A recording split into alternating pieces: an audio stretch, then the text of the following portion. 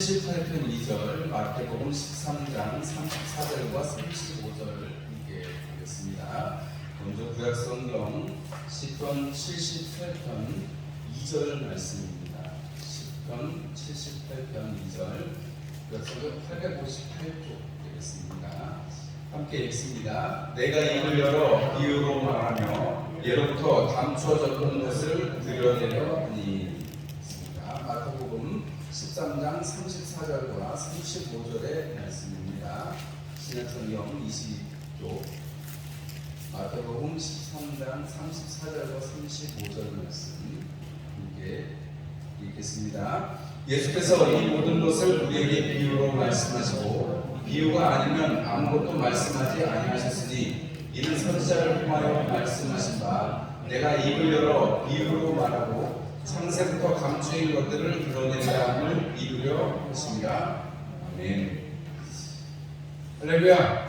오늘 저녁에는 시편 78편 2절, 마태복음 13장 34절에서 35절에 말씀이고 예수님의 비유라는 제목으로 함께 말씀을 나누려고 합니다.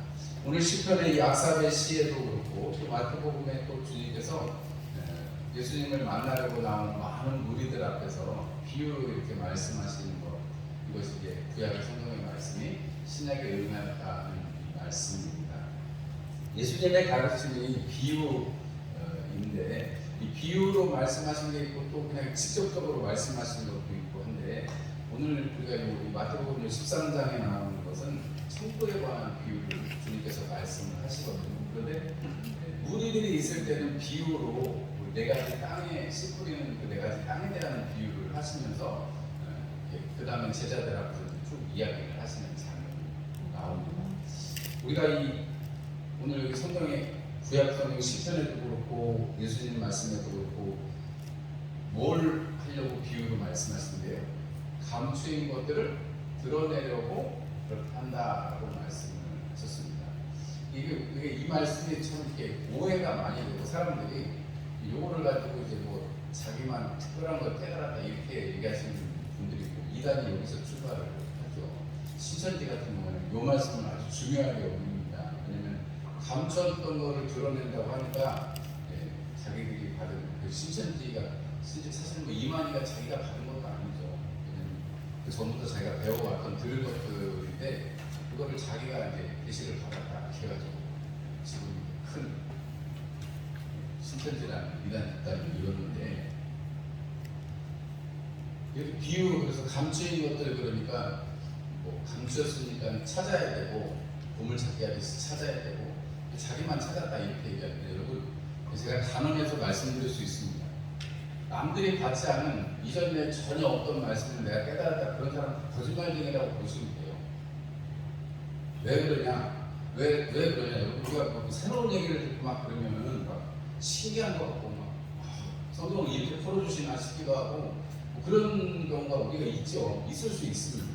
그런데 여러분 우리가 새로운 얘기를 첨가해서 어떤 성경의 이야기가 아니라 새로운 이야기를 첨가해서 그것을 이해시키는 것은 뭐 그럴 수도 있다라고 생각을 해요. 그러나 성경에서 성경은 성경으로 푸는 것이고 말씀은 말씀으로 푸는 것이고 말씀은 감추인 것이 없이 다 드러내는 것이다라고 말할 수 있습니다. 우리가 시편 말씀 우리가 방금 전에 봤잖아요. 우리 시편 78편 거기 한번 다시 한번 펴보세요. 시편의 78편의 말씀을 보시면은 거기 78편의 2절을 우리가 오늘 읽었는데 3절을 한번 읽어보겠습니다. 이는 우리가 들어서 아는 바요 우리의 조상들이 우리에게 전한 바라 그랬습니다. 지금 감추인 것들을 드러낸다고 아삽이 말했는데 그 감추인 것들이 뭐라고요? 우리가 들은 바, 우리가 조상들에게 전하여 받은 바라고 말씀을 하십니다. 그러면 이미 감추인 것이라는 것은 여러분 이 감추인 것이라는 것은 그냥 하나님이 꽁꽁 숨겨두셨다, 하나님이 절대 안 가르쳐주시다가 어느 날 어느 때 어느 한 사람에게만 가르쳐주신다 그런 뜻이 아니라 뭐라는 거예요? 이미 하나님의 말씀이 베풀어져 있는 것, 우리가 들은 바고 하나님께서 이미 조상들을 통해서 우리에게 전해주신 바라는 거예요. 그런데 다만 그것에 대해서 사람들이 눈이 가려지고 귀가 닫히니까 그것을 깨닫지 못하는 것 뿐이지. 왜냐하면 예수님께서 마태복음 13장에도 말씀을 해주시거든요. 눈이 가리고 귀가 닫혀서 그렇다라고 말씀을 하시는 것이지 감추었다는 것은 하나님께서 하나님의 심판 가운데 있는 진노 중에 있는 사람들에게는 감추어진 것이고, 마태복음 13장의 제자들에 향해서 너희들에게는 이 비유로 천국을 깨닫는 것이 허락되었다라고 주님이 말씀을 하세요. 그러면 우리 지금 성령 받고 예수 그리스도를 주로 고백하고 하나님을 아버지로 모시고 살아가는 우리는 이미 하나님 나라의 비밀을 다 이미 알고 있는 사람들입니다. 감추인 것이 없는 것입니다.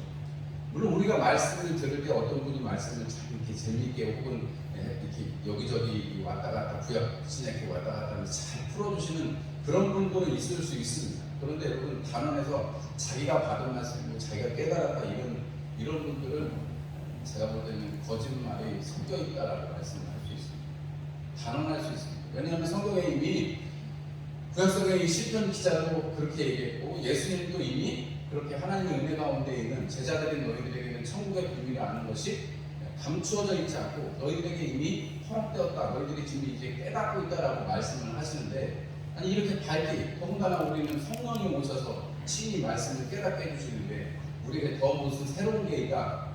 저는 그렇게 생각하지 않습니다.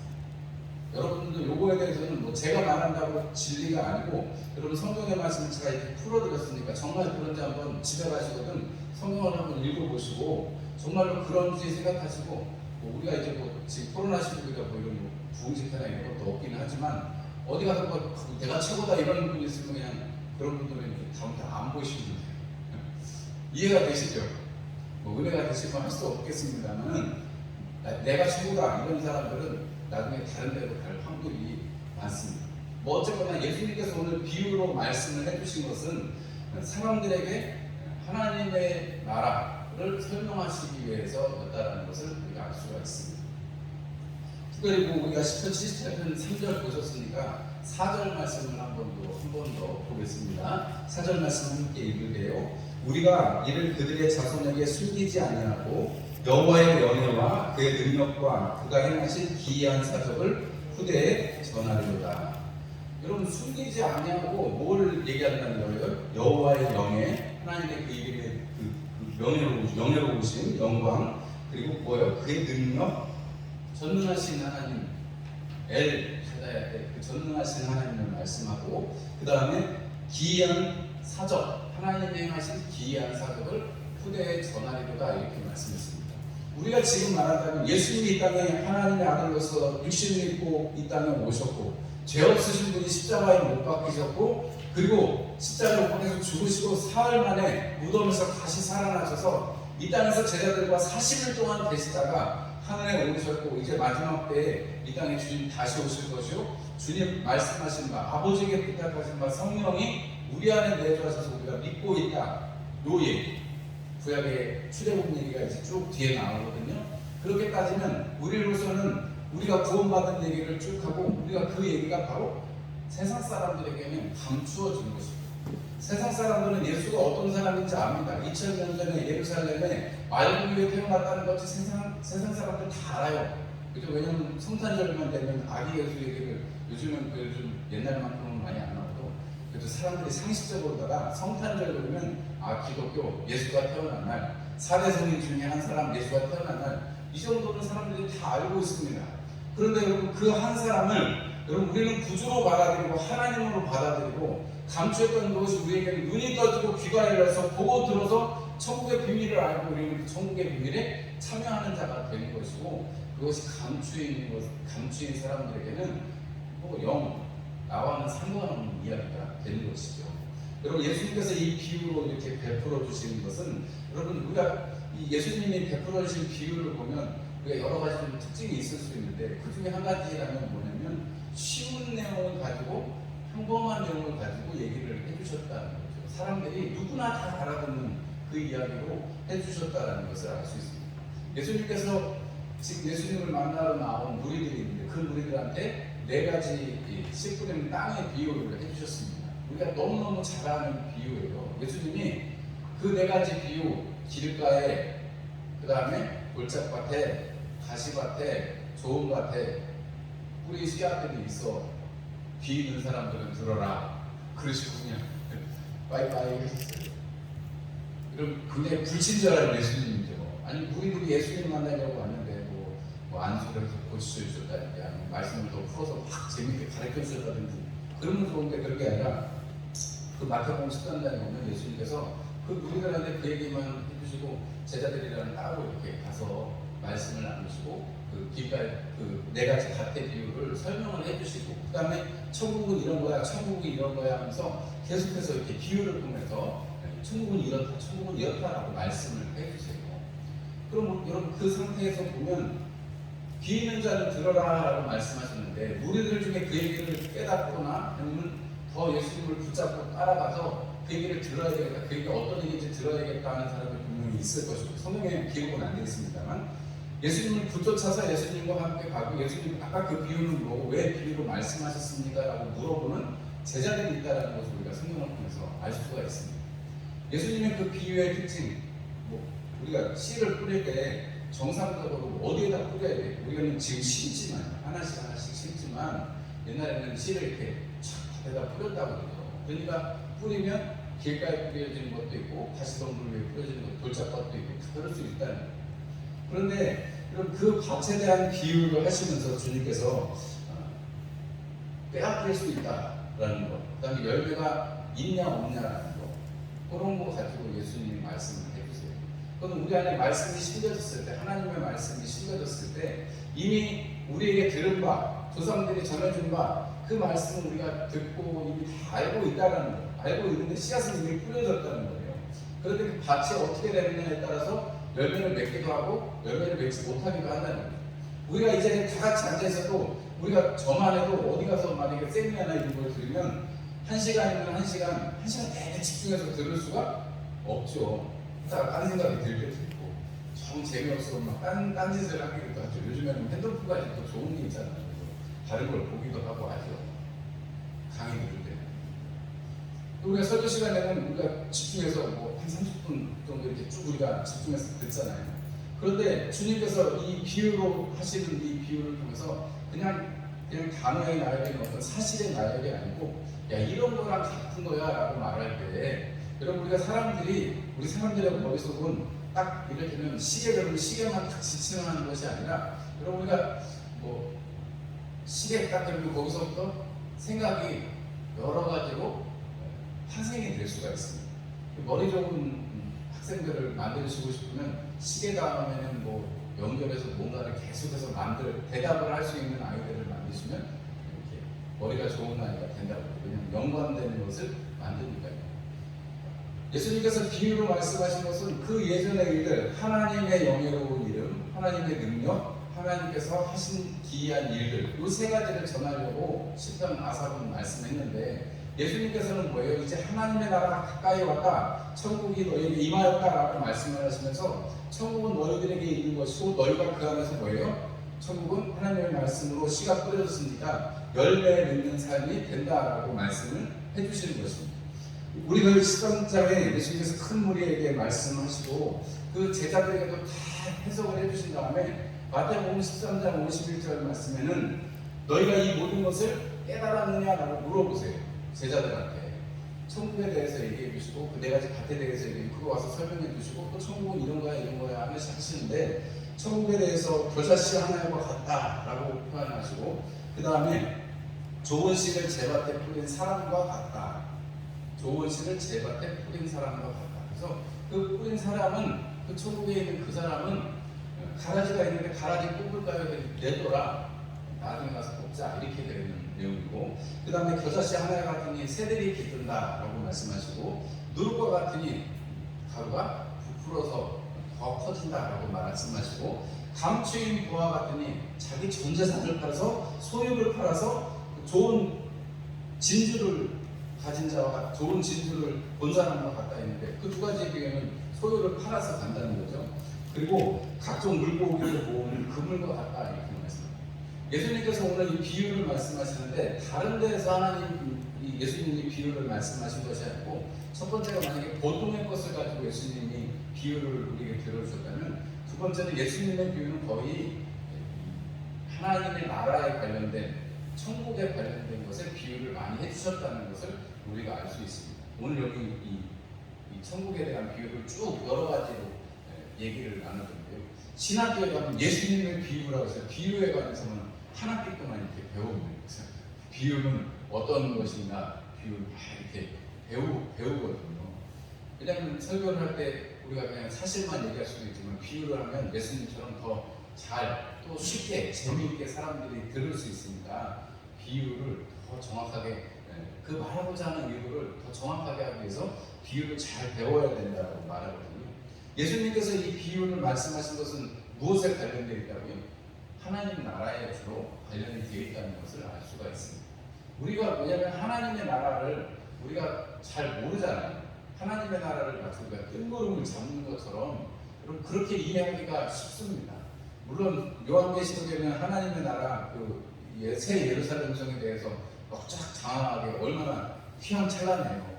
황금이 보도블록으로 깔려 있는 그런 어마무시한 그런 새 예루살렘 성을 묘사를 해주는데 우리가 사실은 여러분 요한계시록 다 읽고 다 읽어도 여러분 그런 생각이 드세요? 아, 내가 그 황금 보도블록에 있는 그 예루살렘을 꼭 가지 새 예루살렘을 가야지 이런 생각이 드세요?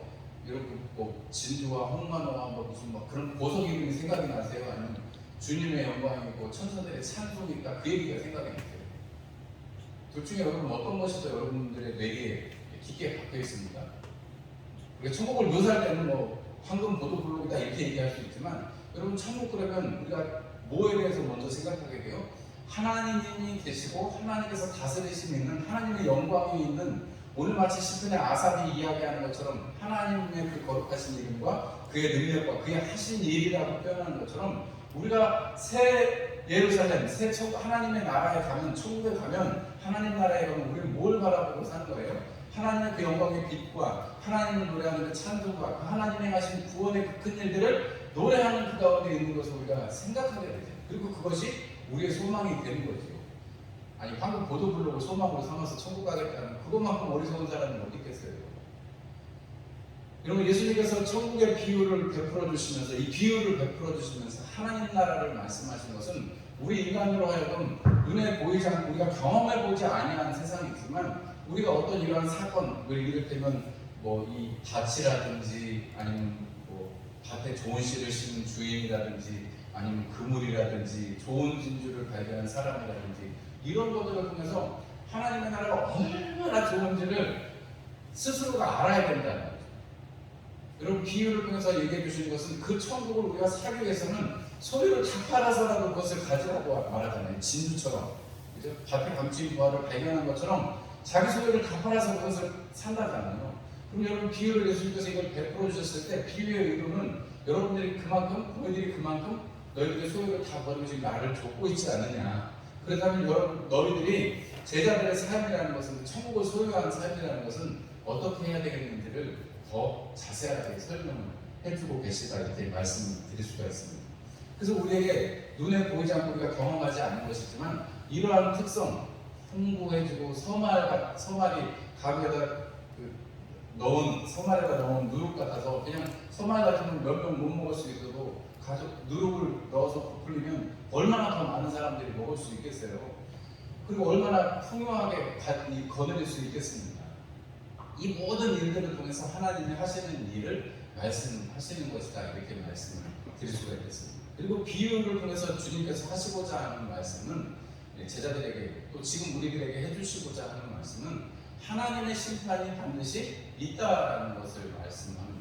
좋은 씨를 밭에 뿌린 주인도 마찬가지고요. 우리 시편 78편도 하나님의 그 거룩하신 역사들을 출애굽의 역사와 이스라엘과 만유다로 나뉘어서까지의 역사를 아주 출애굽만 좀 자세하고 뒤에 역사를 좀 띄엄띄엄 합니다만은 맨 마지막쯤에 가보면 이런 표현이 있습니다. 하나님께서 에브라임, 요셉 지파, 요셉의 장막을 떠나시고 에브라임 지파를 선택하지 않으셨다 이렇게 표현하고 유다 지파를 선택하셨다 이렇게 말합니다. 그리고 하나님께서 장막을 두셨던 실로를 떠나시고 하나님께서 지금 이 시온산 성소에 계시다 이렇게 표현을 합니다. 그건 무슨 차이가 있겠어요? 여러분 요셉이 두 지파를 받았습니다. 그죠? 레위 지파는 하나님께서 택하신 하나님을 섬기는 지파가 되었고 여러분 그 이스라엘의 12지파에서 요셉이 에브라임과 므낫세 두 지파 두 몫을 받았습니다. 그런데도 불구하고 그 에브라임, 뭐 동생이지만 뭐 먼저 되고 그 장자의 직분을 받은 에브라임에게 있지 않냐고. 여러분, 하나님께서 유다를 선택하셨고 다윗을 부르셔서 하나님의 나라를 세워가신다는 이야기를 시편은 기록하고 있고, 시로에 주셨던 하나님의 그 장막이 아니라 이제 예루살렘 이 성에 세워진 성전, 이 시온산에 있는 하나님의 성전에 있다, 이렇게 말합니다. 뭐를 의미하는 거냐면 다윗을 세워서 그렇게 하셨다라는 거. 왜 그렇게 얘기를 하냐면, 여러분, 그것은 무엇이냐면 하나님의 심판, 하나님의 그 은혜는 하나님을 찾고 하나님의 마음에 합한 사람들에게 있다라고 증언을 하는 것입니다. 여러분과 비유라는 것은, 감추인 것이 드러나는 것은 바로 하나님의 마음에 합한 사람, 하나님의 뜻을, 하나님의 나라를 위해서 애쓰는 사람들, 다윗에게 허락되었던 것처럼요, 지금 이제 이 말씀을 듣는 제자들에게, 말씀을 풀어주고 계시는 제자들에게 응하는 말씀이라는 것입니다.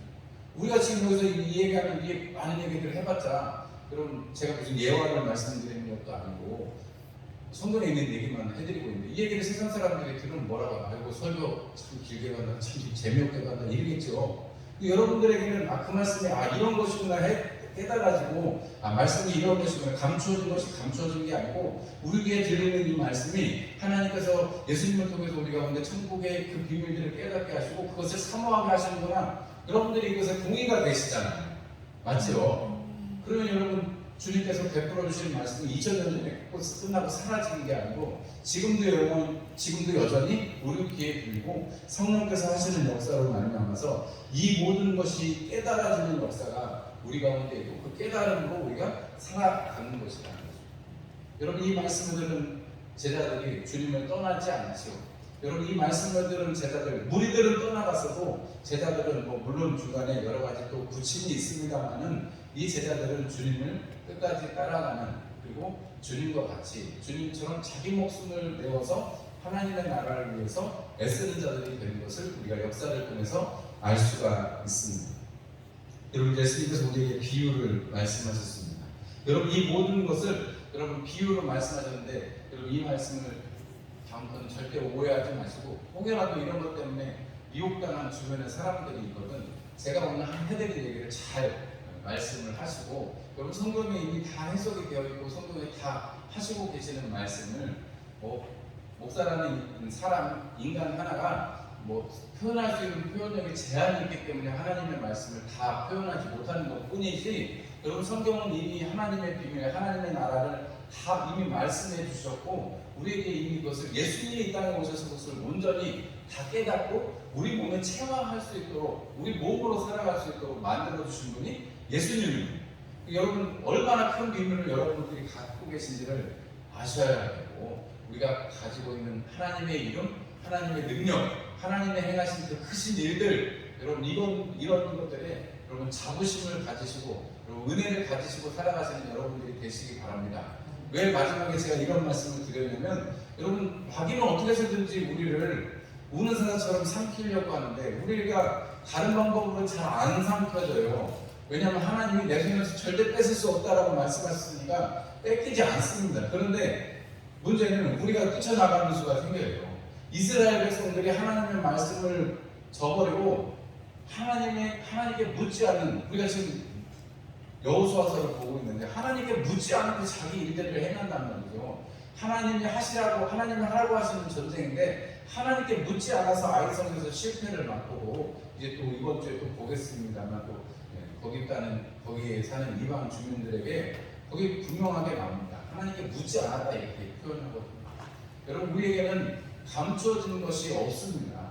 하나님께서 이미 우리에게 말씀하셨고, 우리가 다 하나님의 뜻을 이해할 수 없다고 할 수도 있습니다. 그러나 이미 우리가 하나님의 뜻을 알고 있어요. 왜? 성령 하나님이 우리 안에서 말씀이 생각나게 하시고 우리 마음의 평강을 주시고 생명을 주시기 때문에, 우리가 그것을 붙들고 있으면 우리는 틀림없이 하나님 나라에 이른다는 사실, 여러분 사단이 아무리 우리를 흔들고 우리를 막 이렇게 까부르려고 해도 여러분 우리는 무거워서 까부러질 수가 없습니다. 여러분, 지금 밭에 가라지도 있고 좋은 씨앗으로 자라는 곡식도 분명히 있어요. 그러나 여러분 마지막 때까지는 그것을 가라지에 꽂지 않습니다. 왜냐하면 상할까봐. 주인이 그렇다는 거예요. 그런 주인을 우리는 모시고 있다는 것이고, 여러분 반드시 우리는 주님의 나라에 각종 물고기를 모으는 그 하나님의 나라에 이미 들어간 자요, 또 그것을 우리가 은혜를 누리고 있는 자라는 것을 확실하게 가지시고 그것을 자부심을 가지시고 살아가시는 또 이 한 주간에 그 기쁨과 그 능력을 누리시는, 왜냐하면 우리가 고백하는 분이 능력 있으신 분이요 또 그분이 하신 기이한 일이 우리 가운데 있으니까 여러분 그것을 찬송하시고 또 증거하시고 기쁨으로 이 한 주간 살아가실 수 있기를 주님의 이름으로 축원합니다. 기도하겠습니다. 하나님 우리 아버지